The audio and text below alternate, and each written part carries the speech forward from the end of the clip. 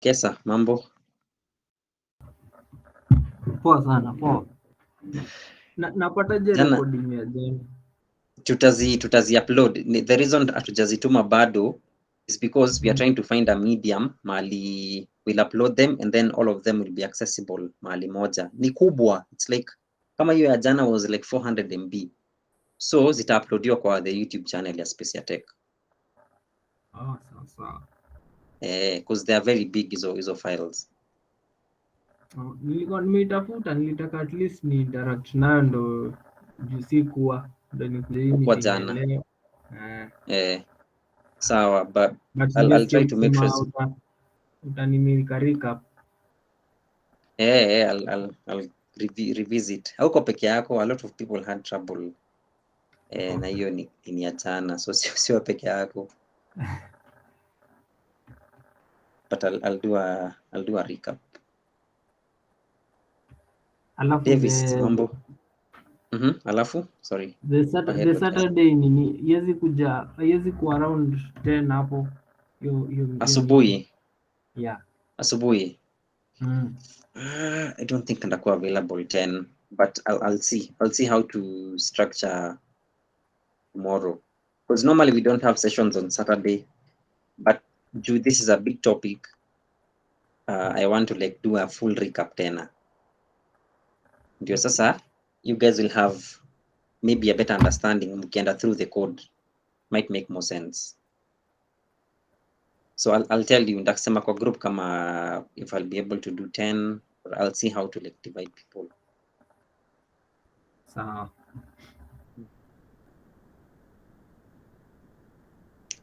Okay, so it's Davis, how are you? Habari yenu? Mzuri sana. Tuendelee na safari. So let's continue, but we will definitely do a recap. So. Pole too, because we did a lot of code jana. But I think we joined late. I think we joined after. No, I dropped off at some point. Oh, okay. Sawa. Okay. Who else? Joseph. Hi. Hi. How is your leave going? Yeah, it's okay. I'm just chilling. I'm not doing a lot of coding right now.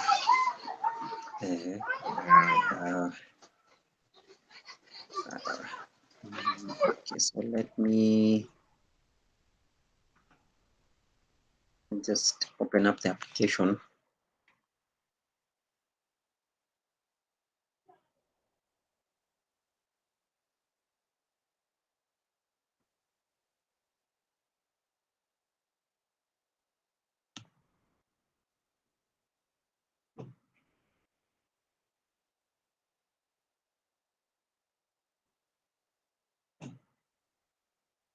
Can see my screen.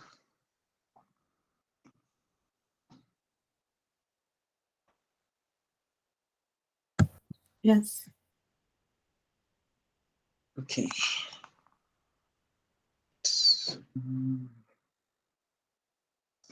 Let's see.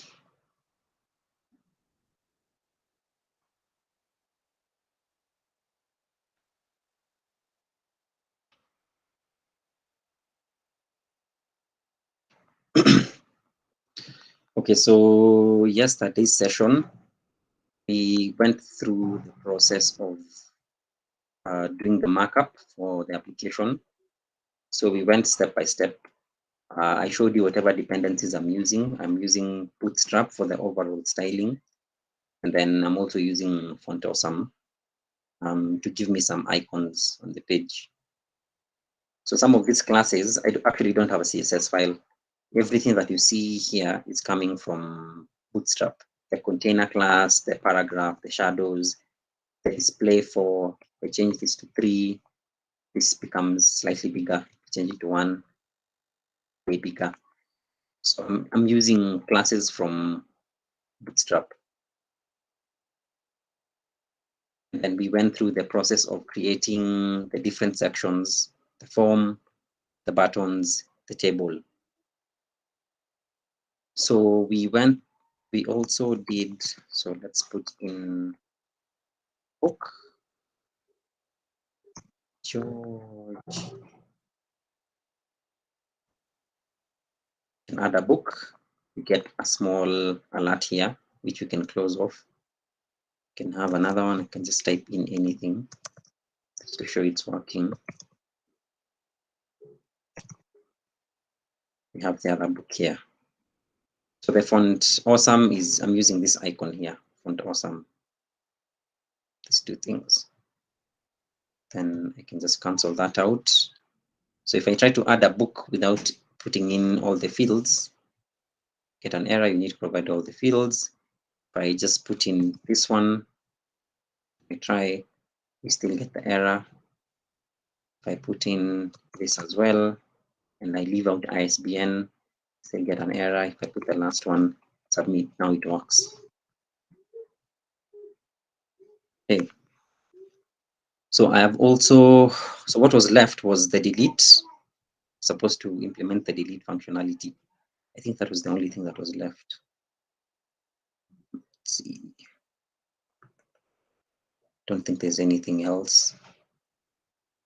So if I try to delete, deleted successfully, try to delete. So it's now fully functional except saving to local storage, which I have not implemented. But I want to show you how I implemented the delete functionality. So let's put in something.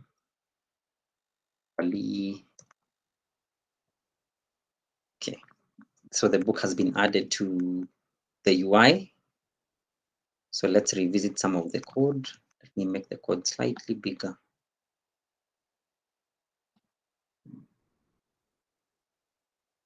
Now, if you're not here for yesterday's session, don't worry. Don't run away. I know the code is a lot, but I'll go through the code as much as possible. All right. So the first thing we did, right, we created a book constructor to hold the books, because the books are going to have a title, an author, and an ISBN. So I created a constructor for that book. And then I have another constructor here called UI controller that is responsible for anything that has to do with the UI, editing stuff on the UI, showing alerts on the UI, anything. They're going to be done by the UI controller constructor. Okay, and then right here, I am fetching this element, the table body. If I check my markup, you will see I have a table body right here, this element in the DOM. So that's what I'm getting here. Document of query selector, the table body. Okay. So now, before we get to these parts, let me go down. I have my event listeners. Let me put some space here. So the first thing is I get the form here. So the form is this thing. If I check my markup, the form has an ID of form. So I get that from the DOM, document or query selector, get the form. And then I listen for a submit event on the form. And when that happens, I call the callback function, right? And then I pass in prevent default because I don't want it to refresh the page.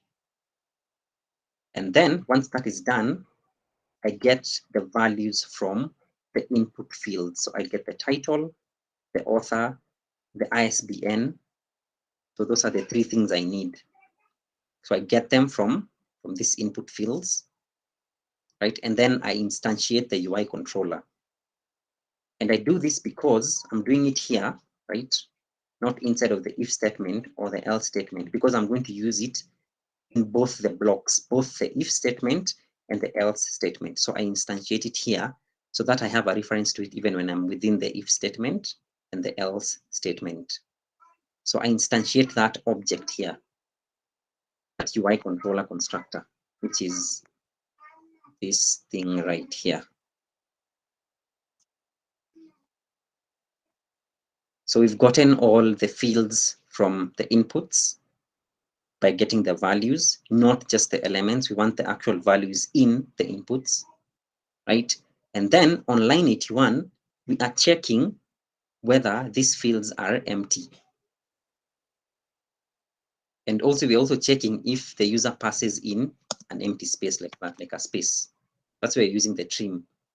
It removes white spaces on a string, on the front side and the back side. Kama iko na strings hapa side ya mbele or at the end of the string. That is what trim does. So we are checking if we don't have a title, if we don't have an author, if we don't have an ISBN, then we want to alert an error. That's why when I press add book, I get an error with you need to provide all the fields. This error is coming from a method that exists on the UI constructor. Remember that function that we have pale juu for creating the UI constructor, where we are instantiating it right here with a new keyword. It means we have access to alerts. So we have access to everything that is within that constructor. So let's look at that alert method. Look at alert method. So I will come here, some space so that I can explain. So right here, we have the UI controller. So the method we want, the alert method, this alerts method, we don't want to pass it in as a property to the constructor, because our constructor, this constructor, the UI controller, doesn't take in any properties, not like the book constructor, which takes in the title, the author, and the ISBN. The UI controller doesn't take in any properties. So what we do, we pass in the methods as prototypes. And what is a prototype? A prototype is like the parent object. So every object in JS has a parent object that it inherits methods and properties from. So I will give you an example. I will simply come here, console log.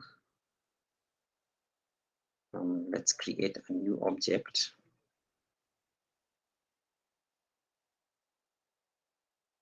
Just a minute, let me just pick a call.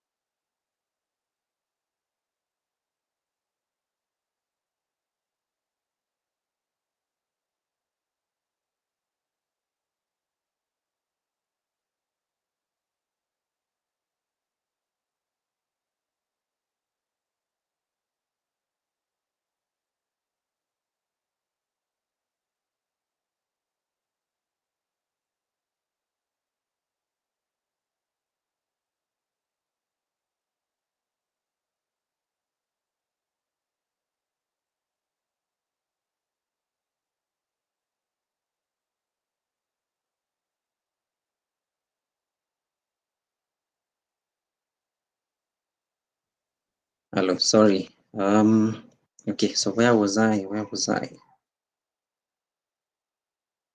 Okay, so let's go back to the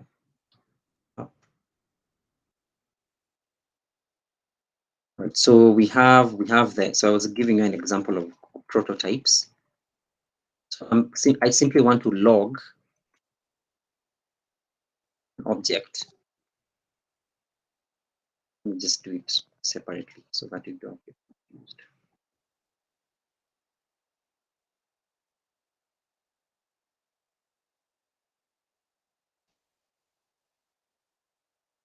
Then I log that person.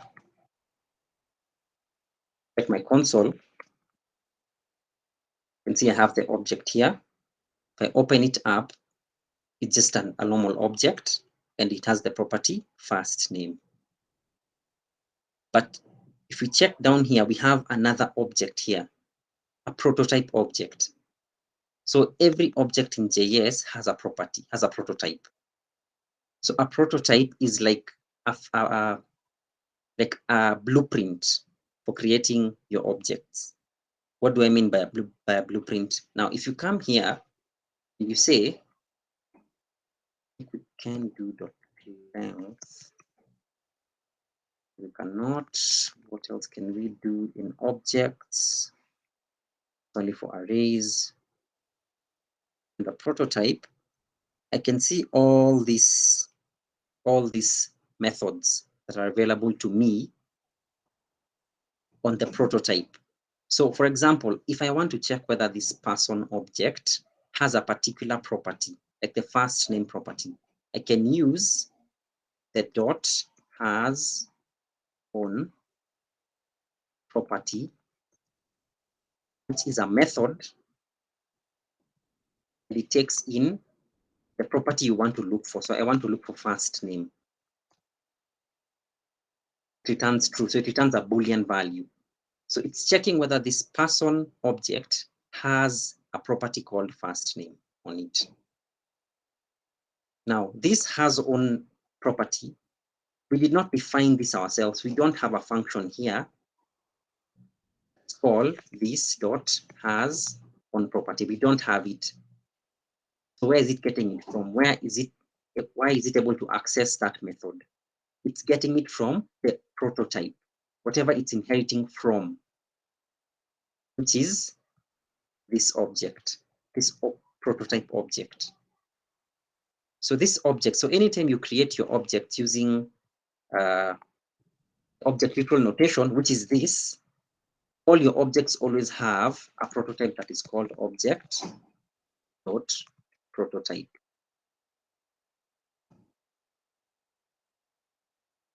So every object that you create using the literal notation will get assigned this prototype, the object dot prototype. Okay, so that is what is going on when I'm talking about prototypes. Every object has this proto value here, the prototype value, the prototype object that passes on some functionality to this other object. And when we were doing this 2 days ago, I gave an example of people. People have parents. You obviously inherit some characteristics from your parents, right? So the way to think about it is every object has a parent object. Even if you did not define it yourself, by default, the language will give it a parent. And now this parent will give your own object some methods, some properties that it can use, some extra functionality. Okay, so now if we go and we check, comment this out. Now, if I come to where I have my UI right here, and I log it out because we are simply creating, we're using the UI controller constructor to create a new UI object. Okay, now we are using the new keyword, create objects. If I now try to do this, if I come here and I say title, or just anything, because I want to see what is logged in the console. So you can see I have a UI controller constructor. I have that object, but it's empty. There's nothing in the properties, hakuna kitu. But you can see it also has a prototype. And you can see the prototype, right, has all our methods, the add book to UI method, the alerts method, the clear fields method, and the delete book method. Now, the way I assigned these methods to the prototype, not to the actual object, I did not come and pass them in as properties. I didn't come here and say, not even as properties, I didn't come here and say this dot adding, and then set this to a function, and then return something. and an empty string, doesn't matter. I just want to show you.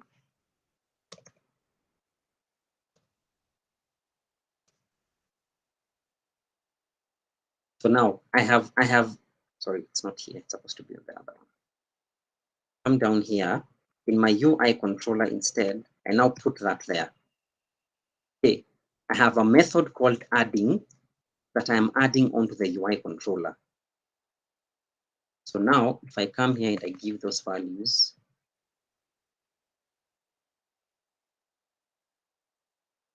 you can see now my UI controller has something here, right here. So this means every single time a new instance of the UI controller is instantiated, I will always have to recreate this adding function. So if you have 10 UI controllers, it means even if this function never changes, this adding functionality never changes, every time we create a new object, this adding function will also be recreated every single time. So the way to avoid that redundancy, right, is you put your methods that you know will not change. They are static. They will always return the same thing. So if it's first name and last name, they will always return first name and last name.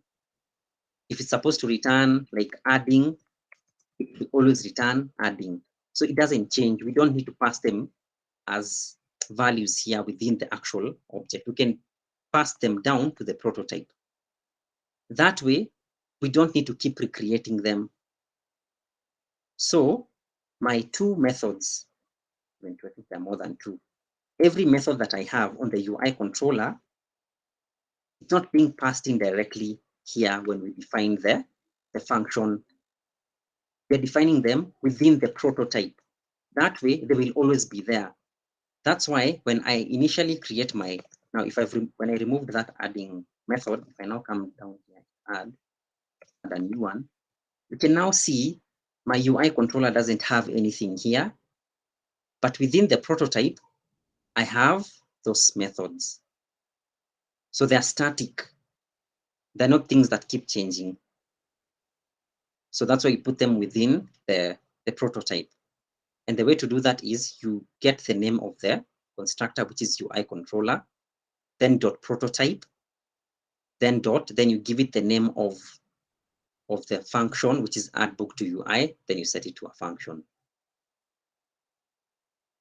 So even without looking at this section here, right, this function that we have takes in a book parameter, and that book is passed in every time we have valid input. So when we have the title, the author, and the ISBN, we want to create a new book. When we don't, we want to alert the user that you did something wrong.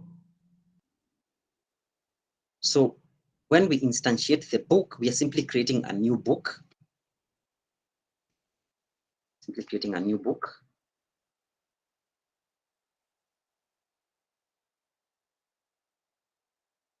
So you can see I have my book here. This is being logged from my other console log, this here. So you can see I have a book, right? The book has an author, SPN, and a title. Then this object that we are creating, every time we have valid input, this book, right? We first of all want to have a success, an alert that is successful. And then we want to add that book to the UI.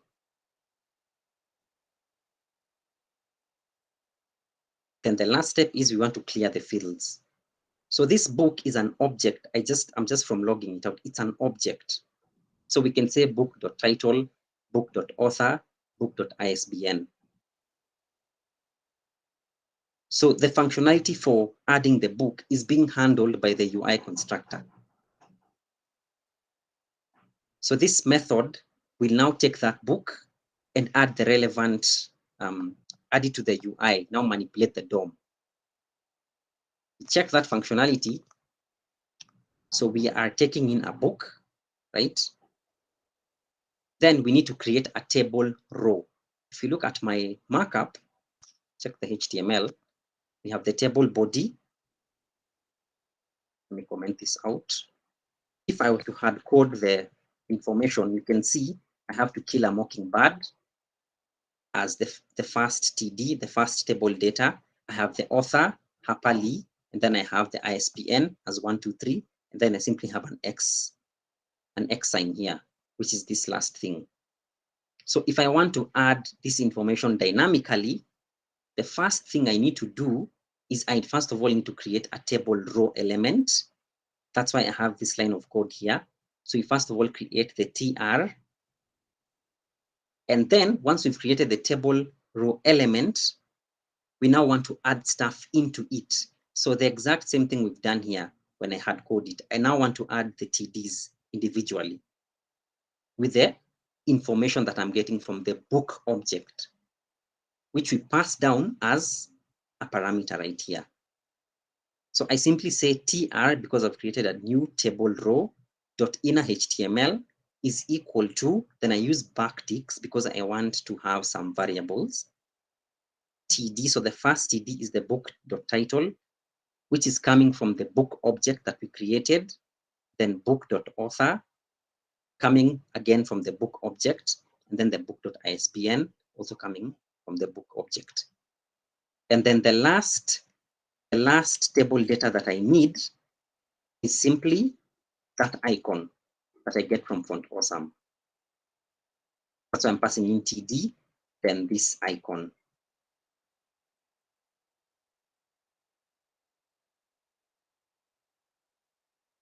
So now when I come and I give it a book, let me first of all, let me remove this,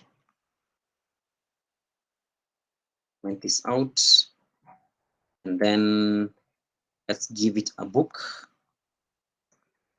Here.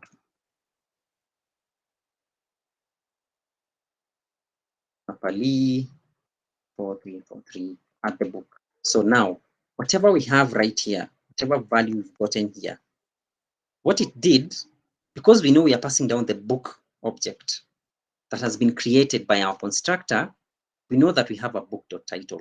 So what it does, it takes the title, puts it here, whatever we had here, puts it here, takes the author, puts the author here, takes the ISBN, puts it here, then takes this, the icon, this trash icon that we got from Font Awesome, and simply puts it here. Then once we have that information within the inner HTML, we now append it as a child to the table body. The table body is this thing. This is the table body. So we append it as a child to the table body.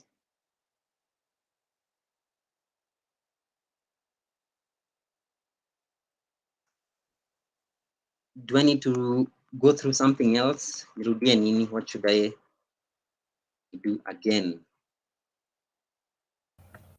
The UI controller.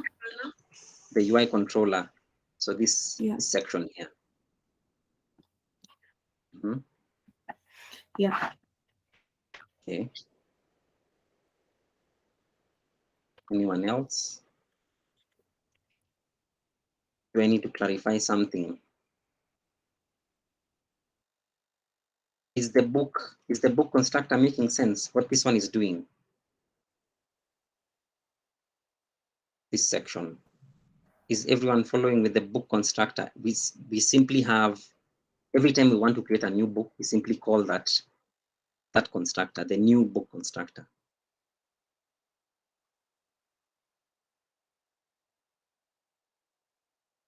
Okay. So I have a question. Mm-hmm. So I know you've mentioned that there are different ways of creating this application. There are different paradigms that you can use.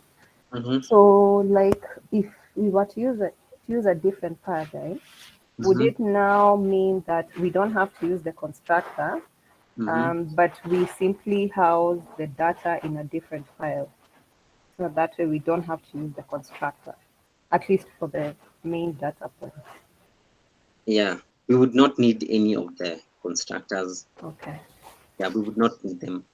Maybe what we can do, don't know if we have enough. Maybe we can, I don't think there's enough time anyway, like to do it in a different way other than OOP. Because we don't need to have the constructors if you're going to do it in any other way, like imperative or declarative coding. You could do this with any other style of programming. But the reason I did it that way is just to show you how you could implement something using object-oriented. So maybe what you guys can do in your free time, you can try to implement the same application in your own style. Like how would you go about ensuring that the application works without using object-oriented programming? So the OOP itself has no benefits to the user of the application. It's not meant for the consumer of the application. It's meant for the developer. It's meant to keep your code cleaner, more maintainable. But in terms of what the user sees, they'll not even know that you used object-oriented programming. It's fully for the benefit of the developer.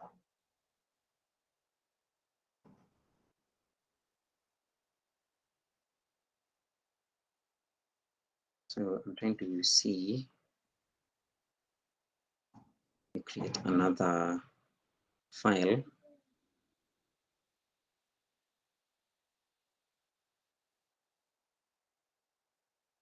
Okay, so let's go through those things again. Okay, constructors. We want a person constructor. Who can direct me on how to do it? How to write a person constructor? So now I want to use this to now inform our decisions on this UI controller because it seems to be confusing a lot of us. So we want to create a person constructor, but the person doesn't have a name, or a first name or a last name, but they do have a speak. They can speak.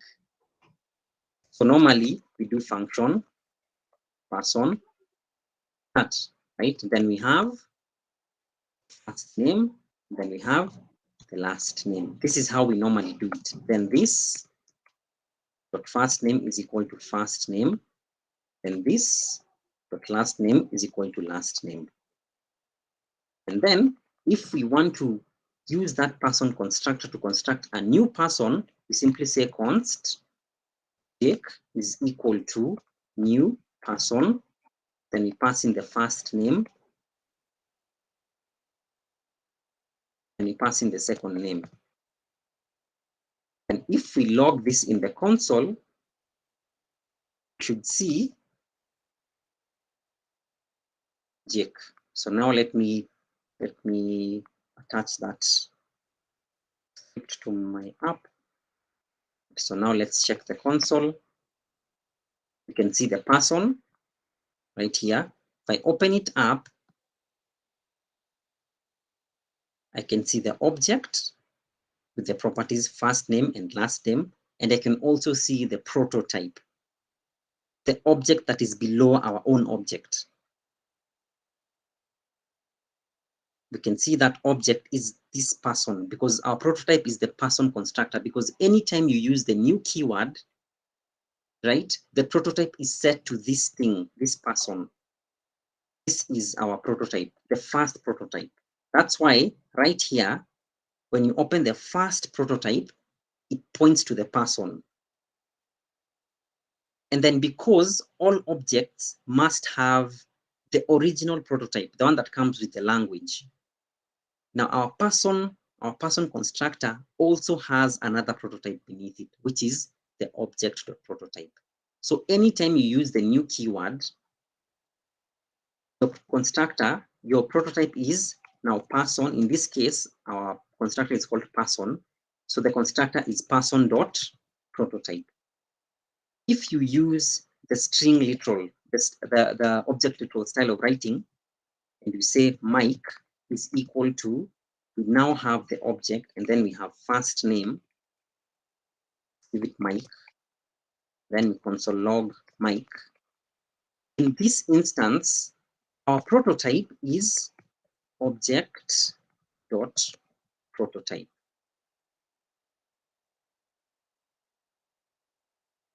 And we can see that. So this is the initial object we created, but who are we inheriting from first? Who is the first parent we inherit from? It's the person, because anytime you use the new, the person is the first thing we inherit from. So our Jake object will first inherit from person, this constructor. That's why when you open it up here, the first prototype is the person. And then the person has a prototype of its own, which is the original prototype, which is the object.prototype. Hence the name here, object. Now, if we come here and I remove, just put that back. Now, if we check the one we used, object literal notation, if I open this, I can see the prototype is the object.prototype. It's not person. So you can see right here, the prototype, the first prototype is simply the object.prototype. So when you use object literal, your prototype is object.prototype. When you use a constructor, your first prototype is the name of that constructor. If I had another one here called const, let me create another constructor. Animal. And then same process. Say name, and then I simply say this dot name is equal to name. And then I simply come here and I instantiate it. Const dog is equal to new animal. Call it dog. In this case now, if you console log dog, my first prototype is dog.prototype. So it now becomes the first prototype is the name of the constructor. And if I check animal, I can see again, my first one is right here, the animal. And then beneath it is the object.prototype, which is now the end of the chain, because they form something that looks like a chain. So one of the objects so this object, the animal one, first of all, inherits from this particular object, this constructor. Then this in turn inherits from the object.prototype. So they now form that chain. Now. Ian, I think that if we create now another instance, it will be inheriting from objects.prototype, the second one. Which one? This one? Or if we create another like, dog or another animal, it will be inherited from the objects.prototype. No, the first prototype will always be the animal. Even if I create another one here, const cat is equal to new animal, give it cat. If I console log this here, comment this out so that you can see properly. You'll see here's the cat, but the first one, the first prototype here is again the animal. Then the and then now second the prototype is always the object or prototype. It's always going to be that. That does not change. Because the chain needs to end. What does that object.prototype do? Like, it just holds the functionality or what? Yes, it holds this extra functionality. Because you see, if I wanted to find out whether my cat object has a property called name, right? I can use this method called hasOnProperty to find out whether my cat object has that property. But you see, we did not define this hasOnProperty in the animal object, did we? Yeah. It will inherit it from the object.prototype. Okay. Yeah. Makes sense? Yeah, it does. So if we make another object without using new animal, like without defining, okay, so which will be that? Okay, so const zebra. Now we are using literal notation. We are not using the new keyword. We are not using constructors. So we can say name, set it to a zebra. Okay, now if we now check the prototype for zebra, we will not have an initial prototype. It will just have one prototype, which is the object.prototype. If I console log Zebra, where is it? This one here. If I open it up, we only have one prototype, which is the object.prototype. Okay. So when you use the literal notation, the prototype is set to the object.prototype. When you use constructors, the first prototype is set to that constructor. You inherit first of all from that constructor, because we are using the person constructor to create the Jake object. So the Jake object, the first prototype is going to be the person.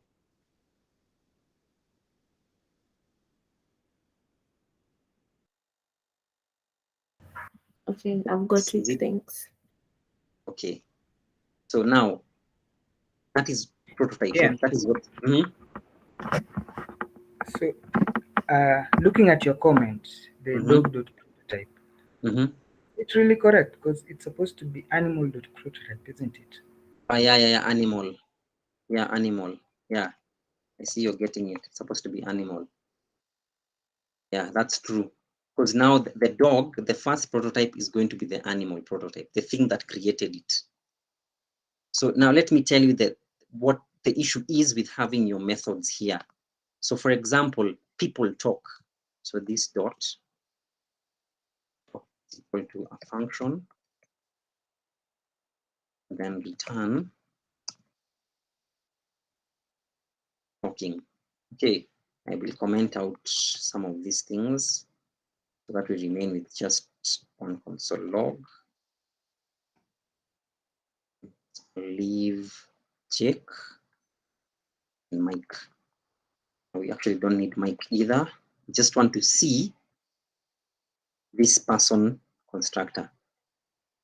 So we've defined our talk, which is a method that will always return talking. Okay, now and say we can now tell it Harper. We can come here and say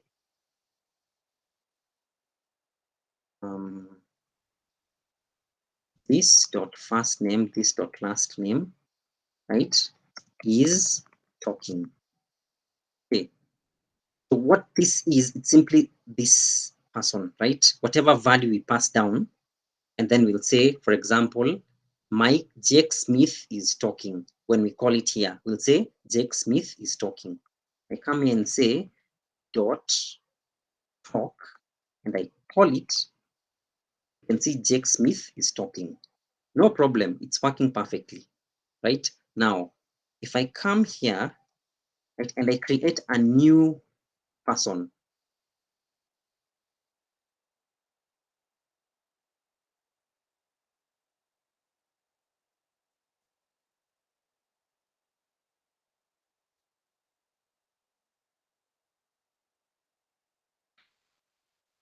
okay, then I simply come here and I log Chris talk. We now have Chris Evans is talking. Now let's log the actual object, not without the methods, for both of them. So we have the person was used to create Jake, and it was also used to create Smith. So if I open up this object, right, I can see I have the talk right here. So this means every single time I create a new person, it's always going to also recreate the talk method. Same with Evans. That's why up here, you can also see the talk is also here. But we don't need it to be here because it's always going to return the same thing. It's always going to return this dot first name, this dot last name is talking, right? So it's always going to return that string only all the time. So we don't need to have it populating this area. We don't need it to be recreated all the time. So the way you do it, instead of putting it here, right, every time you redeclare your object, every time you create a new object, you put it in the prototype. That way, it's not recreated all the time, every single time. And the way you do that, you simply take that functionality. So for example, this talking functionality, I can simply say person, that person constructor dot prototype, and then dot the name of that function, which is talk. Then I set that to a function. I simply take this, just copy it down. And I can remove this from here. On there. So now, if we check our two objects, you can see we don't have it here anymore. It's not here. But if you check the prototype, it's here. Now it's within the prototype. So now every time you create a new person, this does not need to be recreated all the time because it exists within the prototype. And it works the exact same way. I can still just call the talk. It'll work. Like Smith is talking. Evans is talking. So both objects, both the Jake object and the Chris object, are both inheriting from their prototype, their first prototype, which is the person.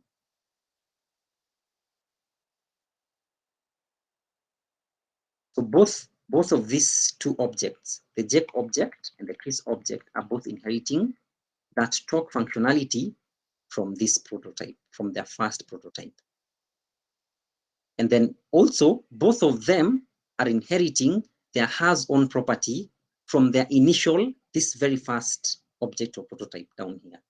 That's why both of them have that functionality. For both of them, I can say dot has-on property. Then I give it, we know name is not there. We don't have a property name on Jake. We have first name, we have last name, but we don't have name. So the way it's able to get this method is because it's inheriting it from the object.prototype that lives, it's the last source of truth right here, has-on property. It's getting it from here. The same way our person is getting the talk from this very first prototype. Hence the name, a prototype chain. Is it making a bit more sense? Yeah. Absolutely. Okay. So now with that in mind, okay, now the reason I've done this, I've explained why I've done this, the person.prototype.talk. Now let's go back to my example, my code. I'm having UI controller dot prototype dot add book to UI. I'm not putting it here because I don't want it to be recreated all the time. I want it to exist inside of the prototype. That's why I did this right here. And this thing is not taking anything, any properties. That's why it's empty. If it was taking in anything, we'd just have something here, first, last, something like that. And then this dot first, this dot last. But it's not taking in any properties. It's empty. So the next step would obviously now be to just add whatever methods you want into the prototype.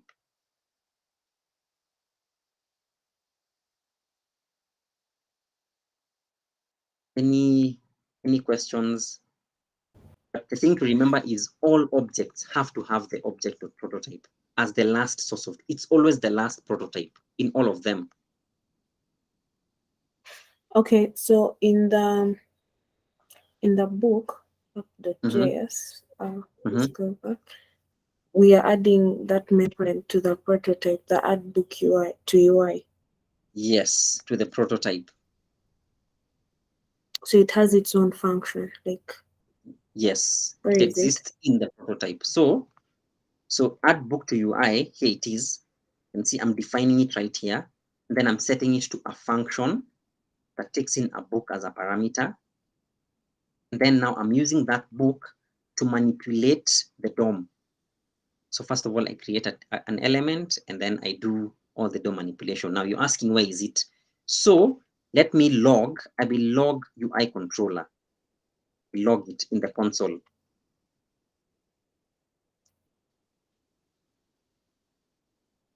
I'll simply have another script tag and I just tag the other one.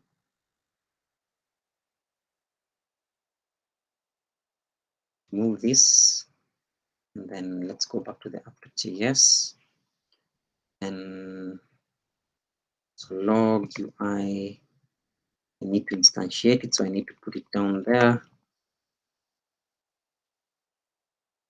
We can just do it here, it's fine. Const UI is equal to new UI controller. Same thing we were doing with the person. That is exactly what I've done. I've simply instantiated a new UI. So new person, I've simply instantiated a new UI.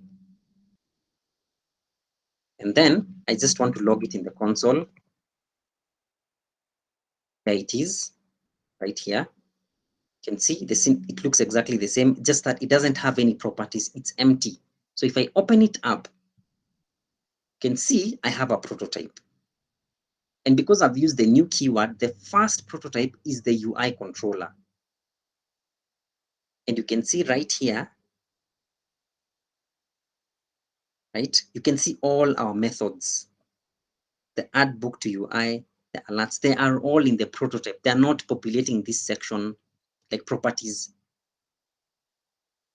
like this. You're not seeing anything here before. If I close it up again, you can see there's nothing here because it doesn't take any properties. So, but we're putting the methods within the prototype, the constructor. That's why you can see right here, constructor is the UI controller. And we have all our prototypes here, the add book to UI, the alerts, the clear fields, and the delete.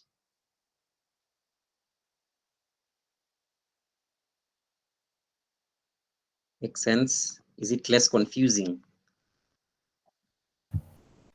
Yeah, it makes sense. Okay. Anyone else? Do I need to clarify something about the UI controller? But the initial one makes sense, right? This book, we don't have any methods for book. So we don't need to say book.prototype.name of the function because it doesn't need any functions. So it's just like a normal constructor without, we are not giving it any methods into the prototype.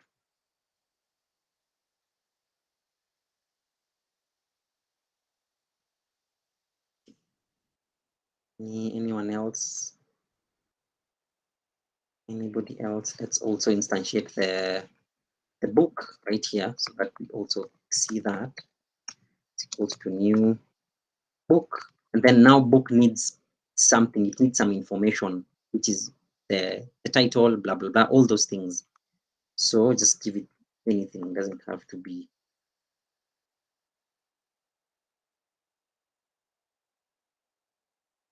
And console log the book. So we can see the book is right here and the UI controller is right here. You can already see the difference. The UI controller has nothing here, but the book has a title, an author, and an ISBN. If I open it up, I can see here are those properties. If I open up the prototype, there is no methods. We don't have any methods. We just have the constructor, the thing that built the object, the book itself. So we don't have any methods. Compare it with the UI controller. Open the prototype, you can see we have all these methods here. And then we also have the constructor. Because we are not putting anything in the book. The book doesn't need any methods.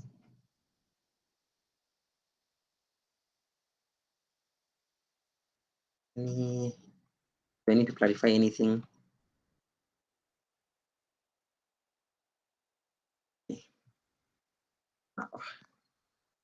So now we can, since we now have an understanding of what add to book to UI, what this part is doing, UI controller.prototype, we can now talk about the method itself, the function.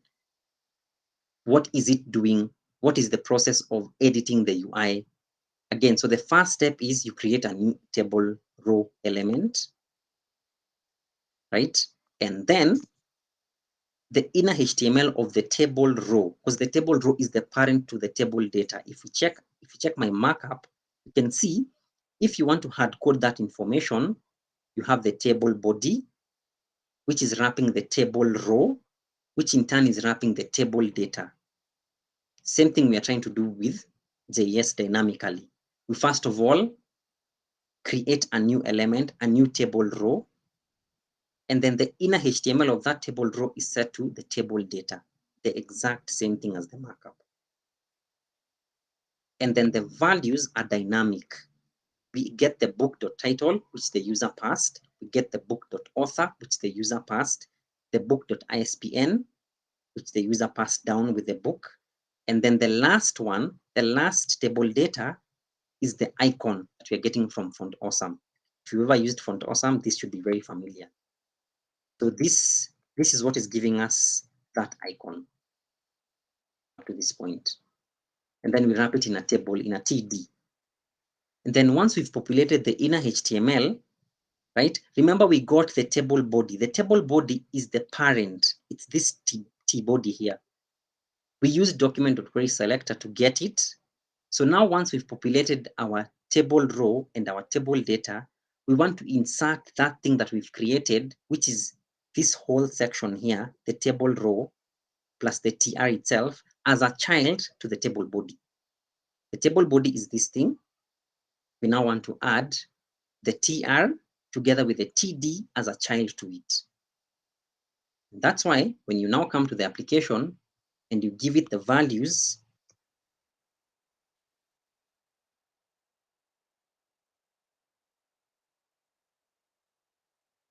give it another value here, George, we give it an ISBN 4545. It's adding it here because it's taking this information and then appending it as a child to the T body, to this T body. So it's taking this, then appending that information as a child to it. That's why it's working. Does that functionality make sense? Is this section making sense, what it's actually doing? Point. And please repeat. Sorry. This section, this whole section. Yeah, just that part of how it's appending the information to. Okay. Does anyone want to take a crack at it, at explaining?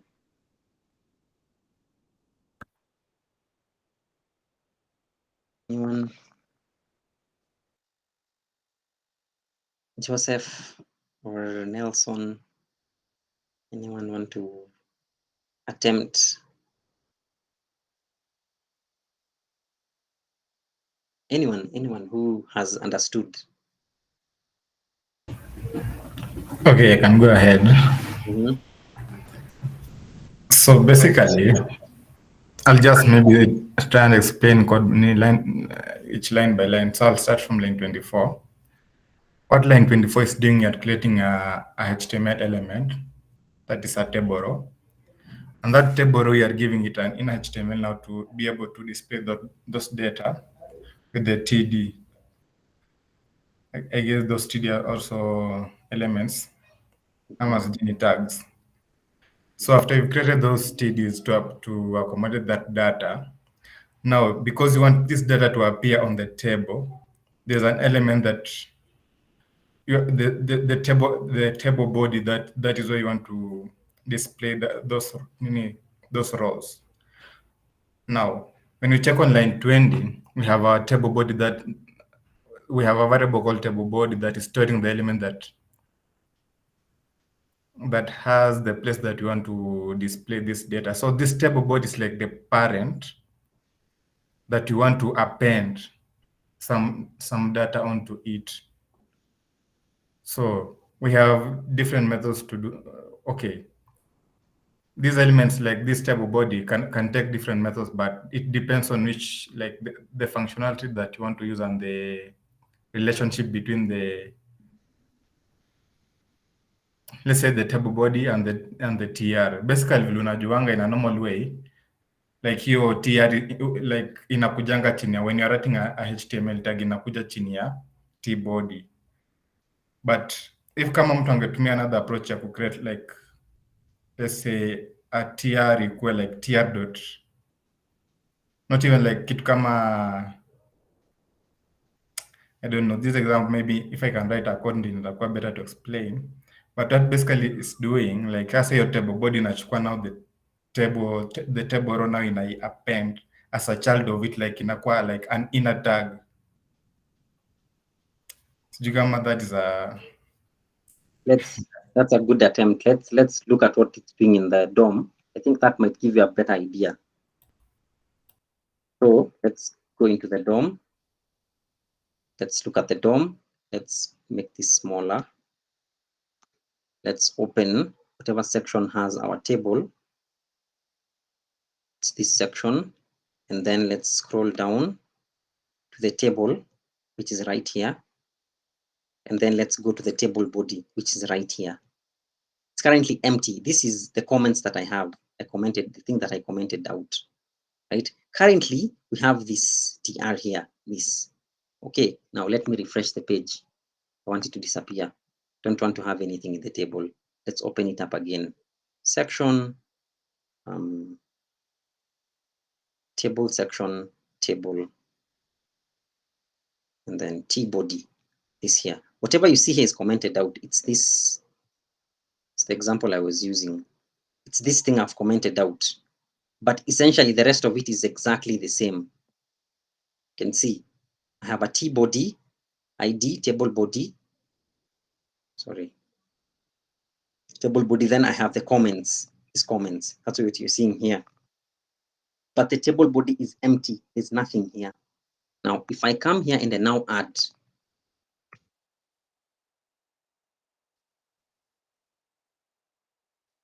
enter, you can see it dynamically added this section here. This was not there. Let me do it again. Let me add another book. Just watch this section here. Let me scroll down. Watch whatever happens beneath this first TR.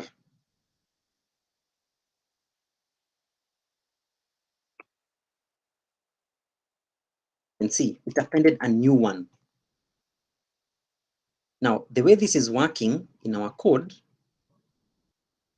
the first thing we did when we instantiated, when we called this method, is we created a new table row. So this TR was created, these two TRs, the opening and closing tags. Okay, and then the next step was the inner HTML. So basically, the content within that TR, right, is whatever is coming from the book. So the first TD is book.title, which is there, and then the author, GSH, and then the ISBN, CHHF, and then now the icon. The icon. If you look at the source code, you can see it's the exact same thing. I have the TD wrapping the icon with a class of, the icon has FA-solid, FA-trash, text-danger, and the delete class. So all of them have that. Again, same thing with this one. Content, content, content, icon. So every time I add a new one, it creates a new table row and then adds the information. Try it one more time.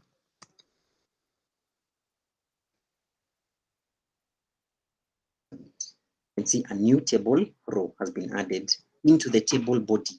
The table body is the parent to the table rows. Okay. Is it making sense now? Yeah, it is. Okay. Okay. Anyone else?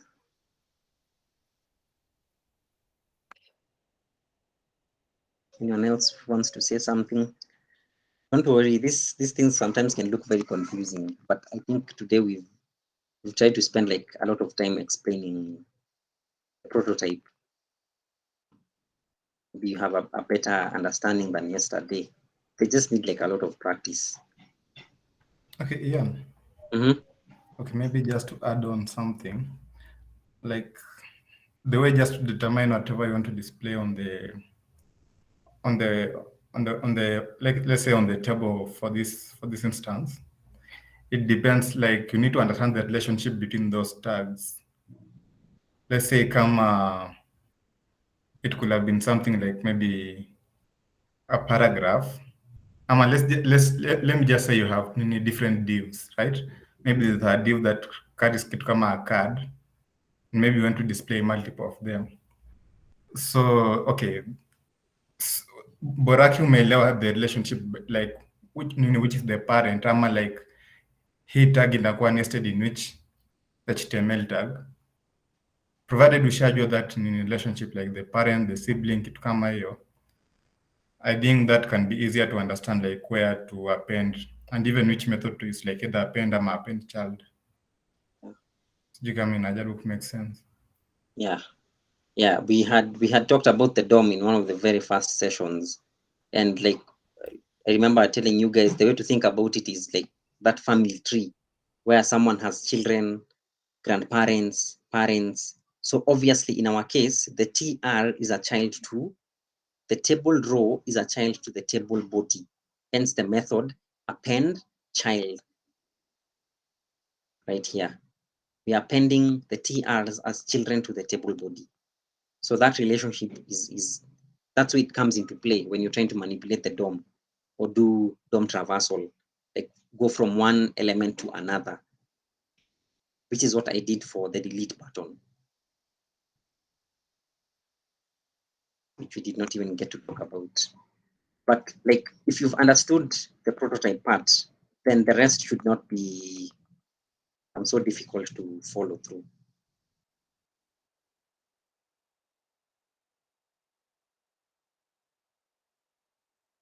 So I think this code that is left here for the alerts, you guys go through it. Then now, when we have the session tomorrow, we will go through it again. What I want to talk about right now is this very small piece of information here, this small function, the delete book. It's very small. So now this will use DOM traversal. We have to go from one element to the other. And I'll tell you why I did the way I did it. So if I come down here, I can see on line 101, I have an event listener for the table body. Okay, let me put them side by side. I have an event listener for the table body. The table body is this. It's right here. You can't see it because there's nothing there. So now what I'm doing is, right, when we have a click event on the table body, right, I want to instantiate the UI controller right here. And then I want to call the delete book method, which takes in an event.target. We look at what this event is. So if I come here, console log event.target. Okay, let's add a new book.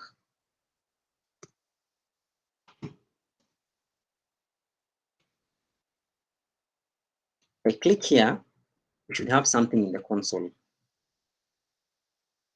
Saying book deleted, but it did not. I know why that is happening. Because we clicked here, the table body is here. Because the table row exists, it's a child of the table body. So if I check my console, you can see, let me just remove these other things.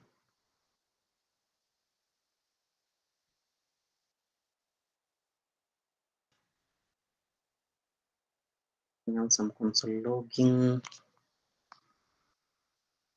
Don't want to have another console log. I just want that one element. Okay, it's here. The book.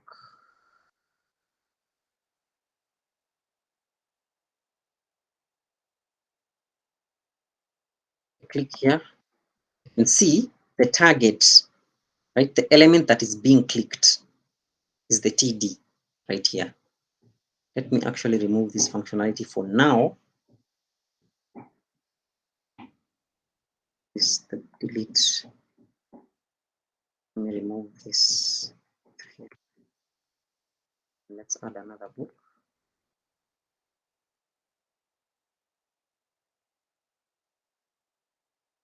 Okay, what did I do? Okay, I need to click. So now I'm going to click. Ideally, the way the application works, you're supposed to click this icon to delete this entire table row, right? So when I click on it, you can see the target, the thing that is being clicked is the icon, right? It's the icon with the class of a face value. So basically it's this icon. That is the target. That's why when I log e.target, I'm getting that element, right? That icon. So if I click it again, I can see it again. So e.target represents this element, this I element. Now, if I check my implementation of the delete, right? That delete takes in a target.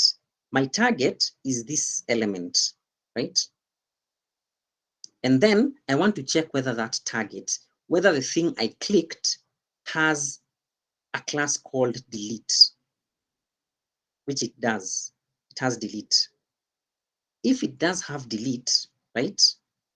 I want to go up 2 levels. Okay, so I want to target the parent element. So based off of our markup, right? If I look at my markup right here, assuming this is what we click, this X, right?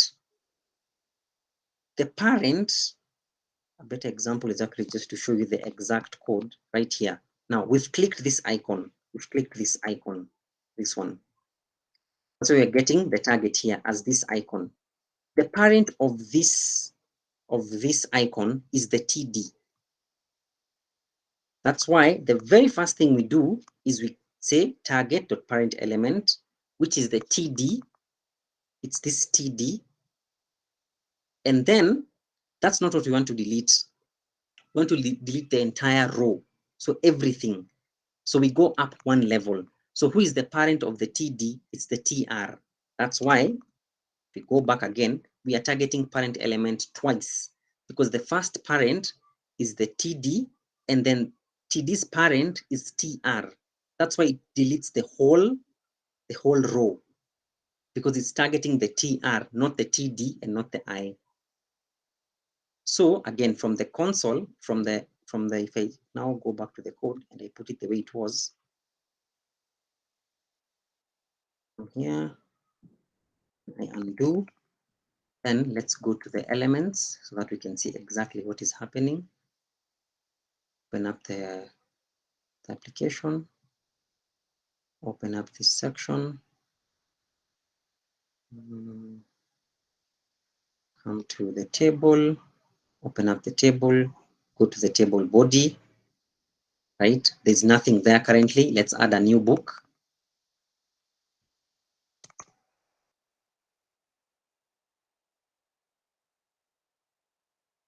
We have the new TR. Okay, now based off of our functionality, right? What we are going for is we want to have a click event on the table body, which is this. So when you click on this, right, we want to call delete book, which takes in e.target. So when you click on this, that's the target. The target is this I. And then we want to target the parent of this I, which is the TD, which is this, the TD. And then once we get to the TD, we will now want to target the TR, which is this. Hence the functionality here. So first of all, get the target, then target the parent, then the parent of that parent, which is now the TR. So now when you click on this, it removes the whole row because you've removed this TR, not the TD and not the icon. So if I click on it, it goes away. It's gone. You can see the TR is gone.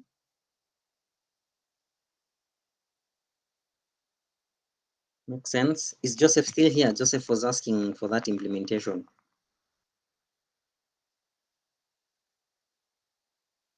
I think he left. Is that delete making sense? Probably when you get some time to look at it again, it should make a bit more sense. Yeah, okay. There's a part where you are checking if it contains a class called delete, right? Yeah.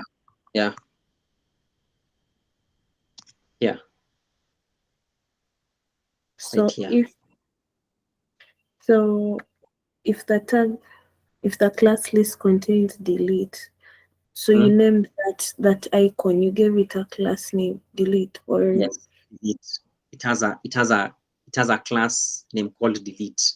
Not yet the only one, it's one of them. If I look at the I tag, it's here, it's right here. Okay, it is this I. See, we have a class of fa-solid, fa-trash, and we also have a delete class here. Okay. Yeah. So if it contains that class, then we want to delete the parent of the parent of it. So our Which function removes the is whole target. table row. Our function is target, like Our it's function called- is delete book, and delete book is in a target parameter. And the thing we are targeting, so every time we click, so when we click on the icon, the trash icon, that is our target. So we are passing down e.target here. When we click on the body, we want to target whatever was clicked. That's the target we want. In this case, it's the icon. We want the icon as our target. And then we want to target now after we've gotten that icon. That's why I was console logging this target. Because if I now come here and I do it again,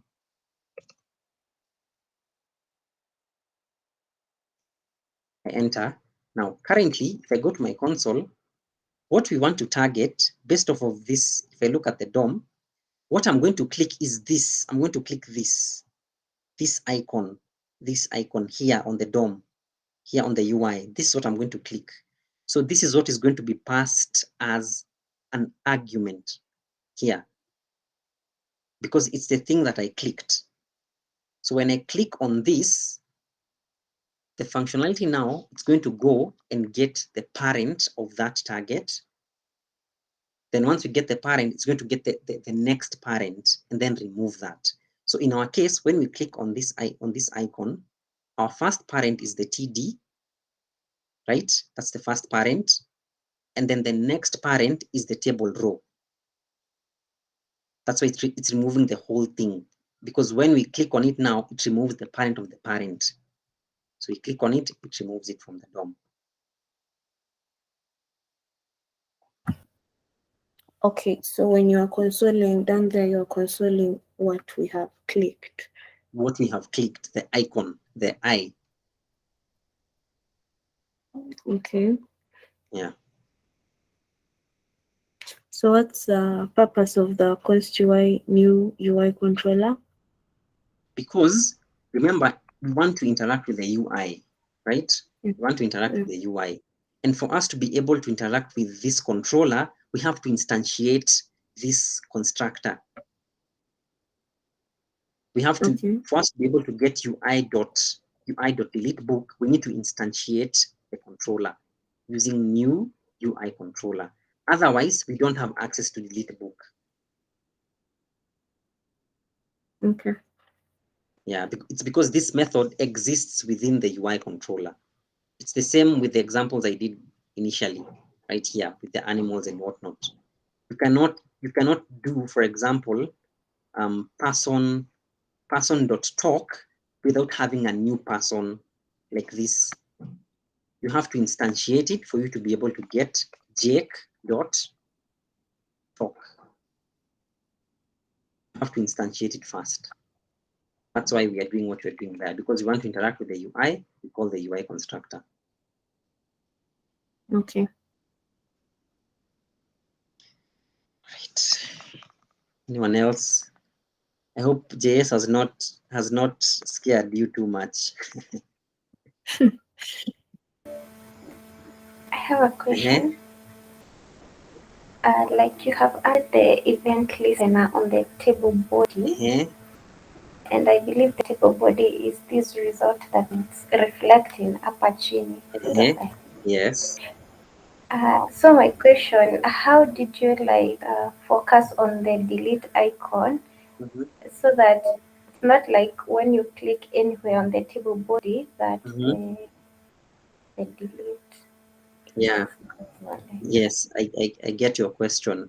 So the whole reason why I even have the event listen is because I cannot target the trash icon by default, because when the app is like this, I don't have that icon. So I cannot come here and say like document.query selector and then I say get the trash icon because it doesn't exist at this point. We cannot say document dot query selector and then target that element that has a delete. It doesn't exist because it has not been created yet. So the way to do it is you do it dynamically. So first of all, you target the table body, which is there, even though there's nothing. So it doesn't give us an error. We have the table body, but it's empty, right? So that when we now create the delete, we know for a fact that when we have some information, here, right, then we can click on the table body because there's something there, right? Now, there is a bug with the code. I've already seen it. Now, when I click here, you can see it's saying book deleted successfully because, right, we're targeting the click on the table body. But you see, it has not deleted the data, right? We still have it. So if I click anywhere here, it's always going to say book deleted successfully because we are actually targeting, we are actually having a click on this table body. If I click here again, it's still doing the same thing. You just can't see it. If I remove this and I click again here, you can see again. If I click here, you can see, but it's not deleting, right? Actually, a better implementation, this, I'm going to put it within the delete book. That way, we only alert, right, when we have that particular target. Only when we focus on the element that has a delete. So to your question, the way I'm able to tell it to exactly target, only delete when I get this icon, I am checking. If you look at my implementation, I'm checking, right? Is the target that was clicked. When I click here, the target that I'm clicking does not have a delete class. So it does not do this, right? When I click here, again, my target does not have a delete class. Only when I click on this, right? Only when my click event, my target is now the trash icon, will it now delete because this test has passed. The icon that we are now targeting, that we've clicked, right, from the table body has that class within it. So that's how I'm able to only delete when I click on this thing only. Otherwise, it doesn't delete. It gives me the alert, but that is because of the control structure. Vile nimeandika code yangu. I'm saying UI alerts and then delete, right? So it's working either way, regardless of whether my target has a class of delete or not. So it's always giving me this as long as nime click anywhere here. But now to make sure it deletes, it now checks the thing that we passed down, the thing that was being targeted, right? Did it have a class of delete among the classes? If it did, then now actually delete. I don't know whether I answered your question, Eunice. Yes, you did. Okay. All right. Anybody else? Okay. So tomorrow, what time we meet? Because I feel like we need to go over prototypes again, or just another example or something, or do some challenges to sort of now have it stick in your minds. Hata kama ni kidogo aje. I know they're very confusing because even for me, it took me a long time to understand these concepts. So don't worry. Yeah. I get it. Okay. I just have another approach. Sijui kama ita work on this one. I want you to try because I guess it might be an easier approach than maybe it might be easier for these other guys to understand because it uses the same concept in target an element. So if you can just go to the hapa kwa the TD penye kuna that icon, your icon ya delete in the HTML hapo, in HTML hapo hivyo. Okay. Yeah, so let's say just you're targeting the last TD yenye kuna icon. So hapo kwa TD, just give it an ID. Say delete. Then now you can now get the child. Yeah, you can now get you can target that TD using the document.query selector, but now instead of using document, it's something like tr.query selector because it's now from the tr. tr.query selector. Yeah. Within the functionality, so where we actually have the, okay, so the delete now. So here within the delete. Okay, not actually there, but sijui kama hapo itafanya. Is the tr on the global scope ama? No, even the tr it's also dynamic. So yeah, it's dynamic, but I'm trying to check on the scope. Kama kwa global scope ama? No, it's not in the global scope. It's not in the global scope. It's only being created when we need to create it. It's not being created if we don't need to. That's why it's the implementation is I'm creating the table row. So it's scoped basically. It's scoped. I'm trying to look for it. Somewhere here, it's right here. So you can see I'm creating it here. It's in this UI, the add book function. Or what did you mean by? Maybe when I push the code, you can have a look at it, and then you can try to edit it the way you want. But as long as you umeandika comments, so keep the original code, and then maybe Apache you can try your implementation with comments. Okay. And you can look at it. Yeah. So, anybody with a question or a comment as we end? Catherine, are you okay? How are you doing, Catherine? I think Catherine left us. Laura, Wekesa, any comments on today's? I'm just wondering how we are going to fix that error with clicking the row and then it brings that error message. Yeah, and also this practice going through the code again and again because it's a bit tricky. Yeah. So like the way to think about it, we know that the problem is this UI alert is being called here. So the way to think about it is you need to put it here. You need to only alert when we have this thing. So you can have like a UI.alert here instead of down here. Because now here it will call it regardless of where you click. We only want it to alert when we are sure that we clicked on a class that has a delete. So you can now have it here instead, UI.alert. Instantiate it and then call it from here. That should now allow it to only show when we click on, when we are sure that we have a delete in the class. So I think I can let you guys figure that one out. Okay. I'll not do it. Yeah. Okay, sir. What did you think? Do we need another session on prototypes? You have explained it quite nicely. Imeingia, but in case I get a task to do, maybe I'll refer to this code as I see ati nimeishika yote kwa kichwa.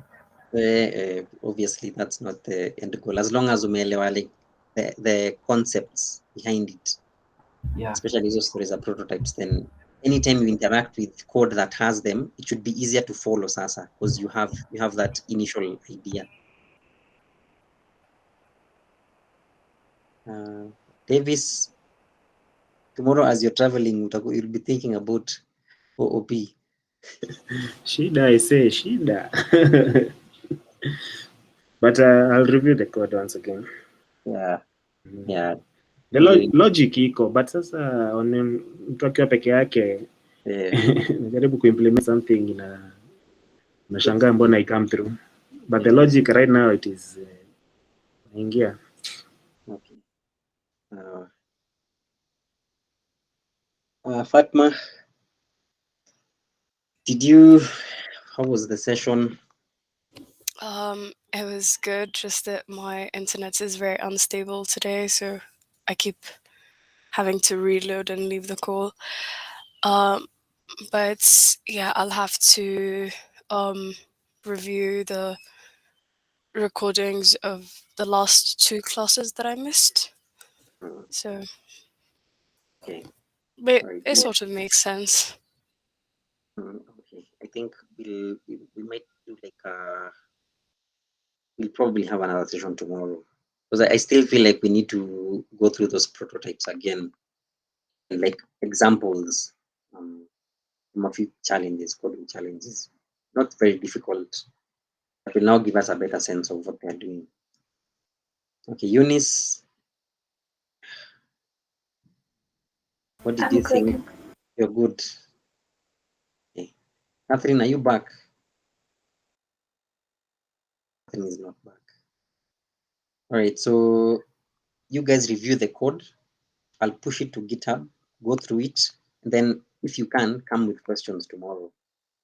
Come with as many questions as possible, so that we now go through that process of explaining everything pole pole in like a systematic way, like isolated from a project, and then now we come back to the project, we see like what it was doing.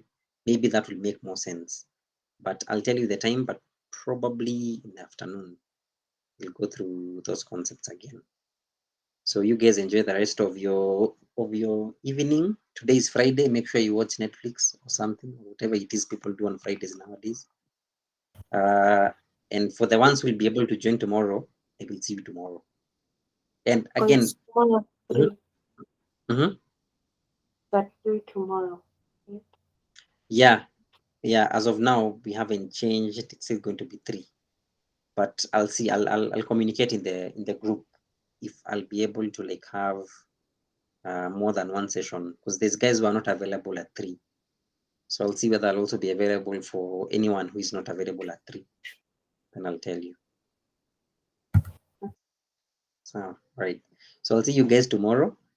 Enjoy your weekend. For the guys who will not be able to attend tomorrow, for the guys who will come, see you tomorrow. Enjoy your evening. Bye-bye. Bye, and thank you. All right, All right, enjoy bye. evening. Bye. Bye. Ian. Okay, before funge. Hii ni sasa it is out of the OP and stuff. Ile website yangu nimekuwa nikicreate for forever. The online drinking, online bar kind of thing, niko na swali. Lazima like I upload like pictures of maybe the products like maybe Tusker, Guinness, whatever.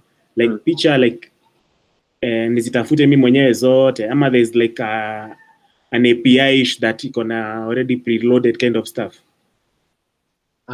So images, you want images? Images, You can use don't think there's an API. There is, but I think itakusumbua kuimplement. You know Unsplash? Unsplash, Ama Pexels.